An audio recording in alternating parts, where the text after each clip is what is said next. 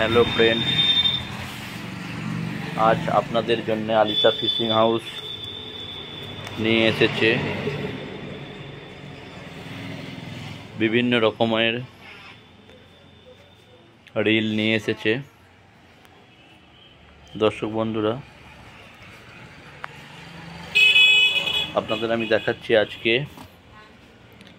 ইমোসি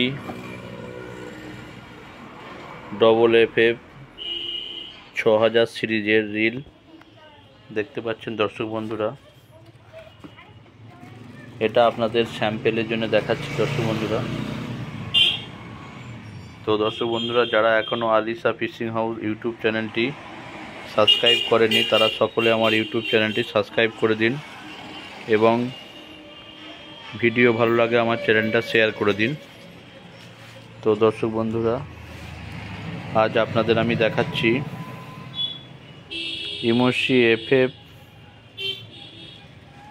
fibre body 6000 series reel দেখতে পাচ্ছেন।